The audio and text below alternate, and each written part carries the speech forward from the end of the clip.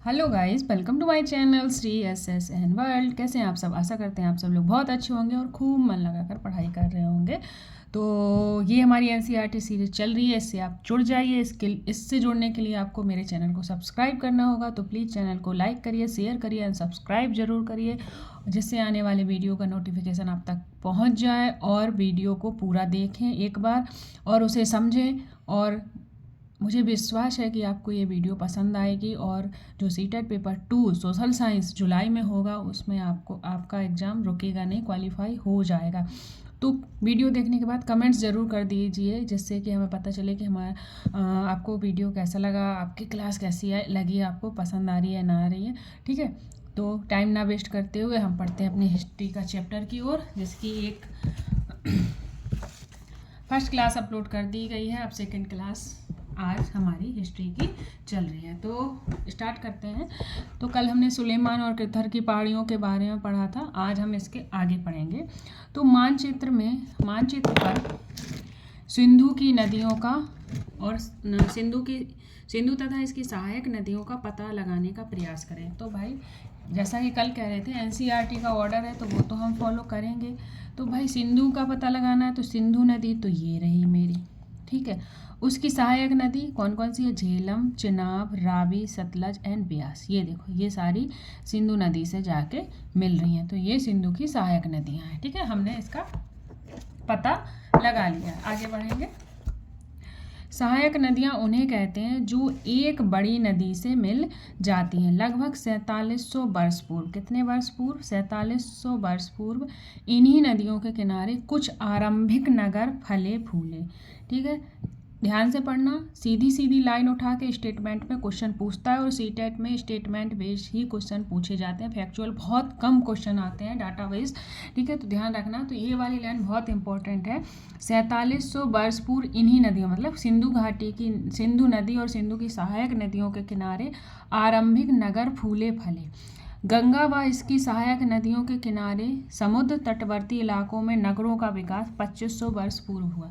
तो सिंधु के किनारे 4700 वर्ष पूर्व में हुआ, और गंगा और उसकी सहायक नदी के किनारे 2500 वर्ष पूर्व हुआ। ध्यान रखेंगे, ठीक है। गंगा तथा इसकी सहायक नदी सोन का पता लगाओ।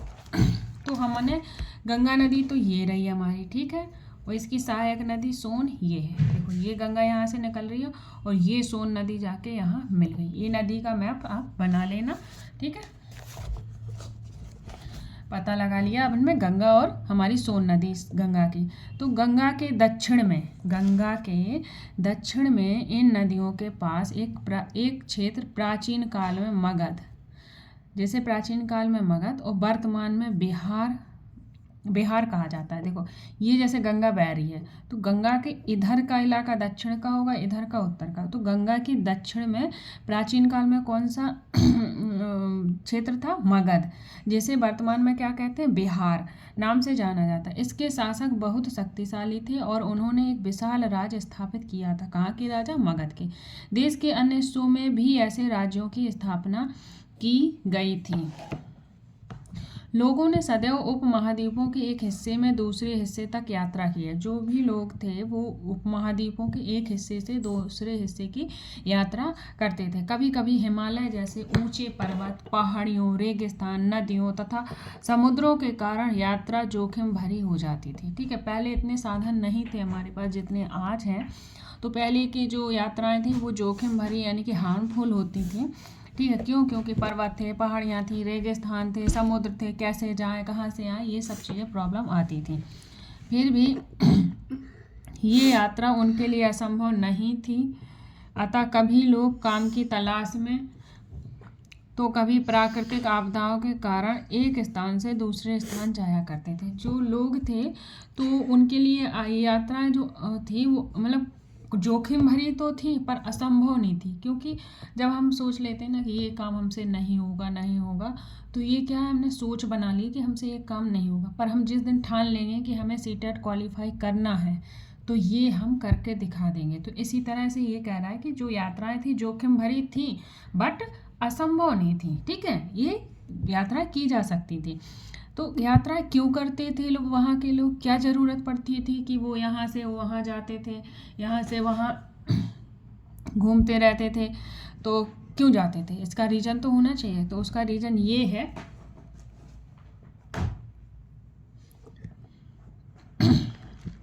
क्या होता था कि कभी प्राकृतिक आपदाओं के कारण कहीं खाना की तलाश में, इसलिए वो यहाँ से वहाँ घूमते थे। तो आगे जानेंगे क्यों घूमते थे। अतः कभी लोग काम की तलाश में तो कभी प्राकृतिक आपदाओं के कारण एक स्थान से दूसरे स्थान जाया करते थे।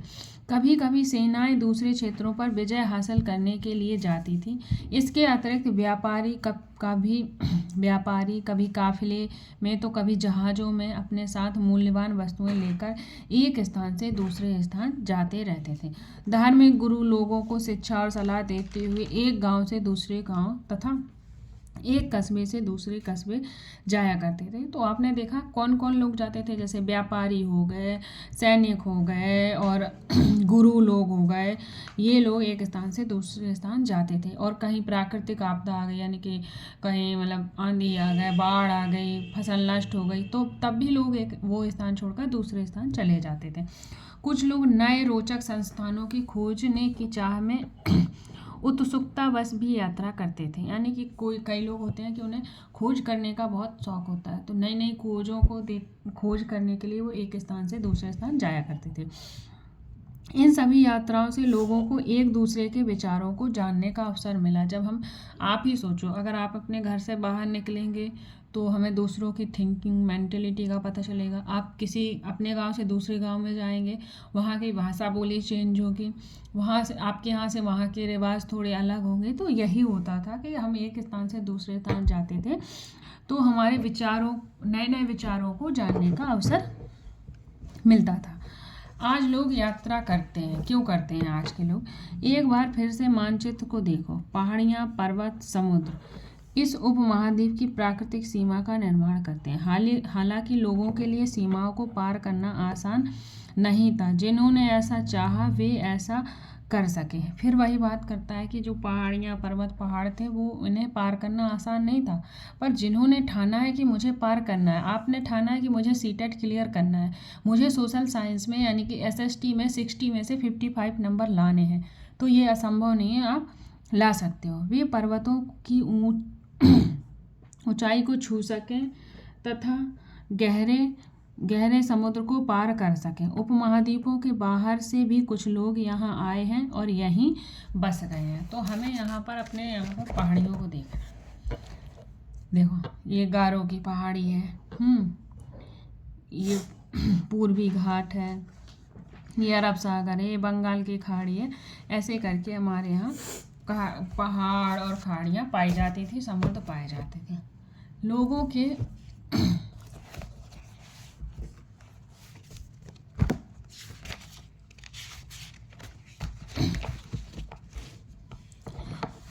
इस आवागमन ने हमारी सांस्कृतिक परंपरा को समृद्ध किया है। जो हमारी सांस्कृतिक परंपरा है उसको समृद्ध यानी कि फेमस किया है। कई सौ वर्षों से लोग पत्थर को तराशने, संगीत रचने और यहाँ तक कि भोजन बनाने के नए तरीकों के बारे में एक दूसरे के विचार को अपनाते रहते हैं। किसके बारे में? पत्थरों को तराशने, संगीत रचने और भोजन बनाने में एक दूसरे के विचारों को अपनाते रहे हैं। ठीक है, आगे बढ़ेंगे। देश के नाम, जो हमारा इंडिया है उसका नाम कैसे पड़ा, कब पड़ा, तो इस बारे में हम पढ़ेंगे। अपने देश के लिए प्रायः इंडिया तथा भारत जैसे नामों का प्रयोग करते हैं। इंडिया शब्द इंडस से निकला है, ध्यान देंगे, इम्पोर्टेंट क्वेश्चन है। ठीक है, यहाँ से क्वेश्चन बन जाएगा इतने पैराग्राफ से, तो ध्यान से पढ़ेंगे। तो इंडिया शब्द किससे निकला है? इंडस से निकला है। और जैसे संस्कृत में क्या कहते हैं? सिंधु।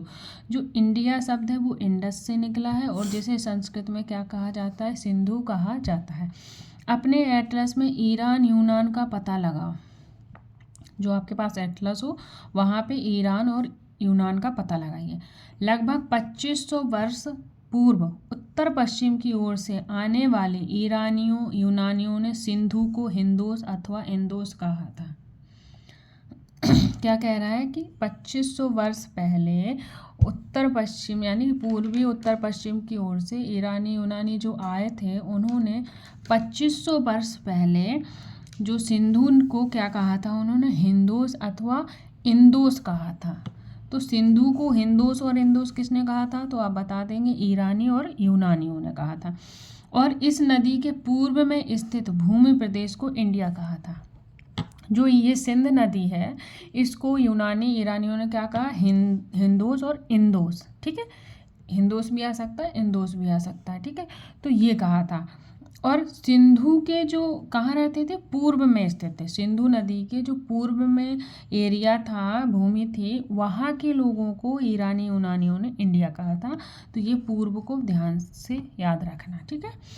भारत नाम का प्रयोग उत्तर पश्चिम में रहने वाले लोगों के समूह के लिए किया जाता था। जो ये भारत नाम है किसके लिए यूज होता था? ये उत्तर पश्चिम में रहने वाले लोगों के लिए यूज होता था।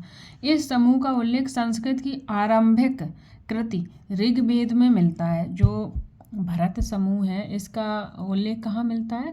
तो ऋग्वेद में मिलता है। तो कब मिला? ऋग्वेद हमारा कब आया था? 3500 वर्ष पहले। तो इसका समूह का उल्लेख भी हमें 3500 वर्ष पहले ही मिला होगा। बाद में इसका प्रयोग देश के लिए होने लगा। ठीक है, ध्यान रखेंगे कौन कौन सी बातों का ध्यान रखना है। जो इंडिया शब्द है वो इंडस से निकला है, इंडस से निकला है। और संस्कृत में इसे क्या कहते हैं? सिंधु कहते हैं। ईरानियों यूनानियों ने सिंधु को हिंदोस और इंदोस कहा है। नदी के पूर्व में स्थित भूमि को, यानी कि सिंधु नदी के पूर्व में स्थित भूमि को इंडिया कहा है। किसने? ईरानी यूनानियों ने। एक भारत नाम का प्रयोग उत्तर पश्चिम में रहने वाले लोगों के लिए किया जाता था, भारत नाम का यूज। और इसका उल्लेख कहाँ मिला है? ऋग्वेद में मिला है। 3500 वर्ष पुरानी बात है। ठीक है, तो बाद में इसका यूज भारत का किसके नाम पे होना? देश के नाम पे प्रयोग करने लगे भारत। ठीक है, तो ये थी आज की क्लास। आई होप आपको ये क्लास पसंद आई होगी। अगर पसंद आई है तो प्लीज़ चैनल को लाइक करें, शेयर करें और सब्सक्राइब ज़रूर कर लें, जिससे आने वाले वीडियो का नोटिफिकेशन आप तक पहुंच जाए। और वीडियो के नीचे कमेंट्स ज़रूर कर दीजिए, जिससे कि हमें मोटिवेशन मिलेगा और बेहतर करने का। और अगर आप क्लासेस की टाइमिंग बढ़वाना चाहते हैं तो प्लीज़ कमेंट बॉक्स में कमेंट कर दीजिएगा। और टेलीग्राम का लिंक चैनल के डिस्क्रिप्शन बॉक्स में दिया रहता है, तो आप वहाँ से भी जुड़ जाइएगा। Thank you guys, take care and bye.